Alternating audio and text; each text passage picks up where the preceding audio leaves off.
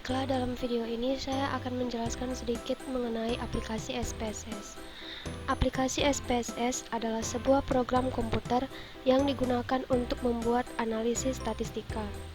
SPSS ini dapat membaca berbagai jenis data ataupun memasukkan data secara langsung ke dalam SPSS Data Editor. Nah, nanti hasil-hasil analisisnya muncul dalam SPSS Output Navigator. Dalam aplikasi SPSS ini ada dua bagian, yaitu data view dan variable view. Pada bagian data view ini digunakan untuk menginput data, sedangkan pada bagian variable view digunakan untuk memasukkan variabel-variabel yang nantinya akan digunakan. Sebelum menginput suatu data, maka terlebih dahulu kita masukkan jenis variabel-variabel yang akan digunakan. Nah, dalam video ini saya akan membuat data mengenai berat badan dan tinggi badan beberapa anak.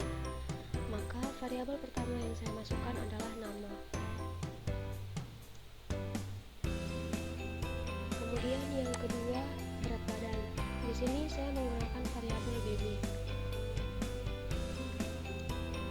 Kemudian yang ketiga adalah tinggi badan atau TB. Untuk tipe datanya, yang pertama nama. Nah, tipe datanya ini berupa tulisan, maka numerik ini kita ganti menjadi string. Kemudian untuk variabel yang kedua berat badan, ini sudah sesuai tipe datanya numerik. Kemudian yang terakhir juga mengenai tinggi badan itu numerik.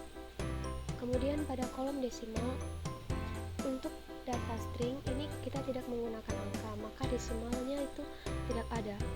Kemudian untuk variabel yang kedua berat badan, karena di sini tipe data angka, maka saya menggunakan 2 angka desimal. Jika teman-teman ingin menggunakan lebih dari 2 angka desimal ataupun tidak ingin menggunakan sama sekali angka desimal, maka di sini bisa disesuaikan. Kemudian untuk kolom label. Nah, label ini maksudnya informasi tambahan mengenai variabel yang kita gunakan. Di sini untuk variabel nama itu tetap nama.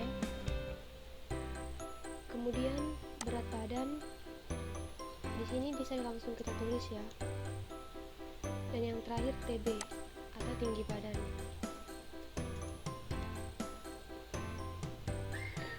Kemudian jika dirasa sudah sesuai, maka selanjutnya kita akan menginput datanya.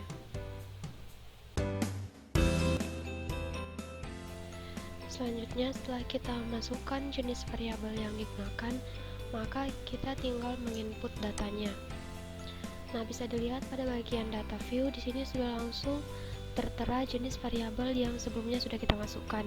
Ada nama, BB atau berat badan, kemudian TB atau tinggi badan.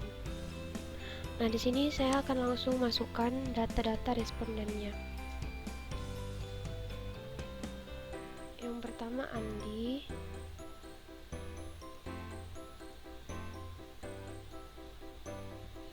Kemudian Dina, Bayu, Putri,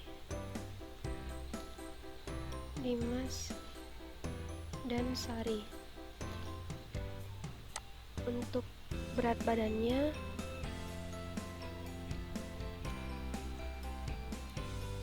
lima 50,3, 55,6, 46,4, 58,7, dan yang terakhir 49,2. Selanjutnya yang terakhir adalah TB atau tinggi badannya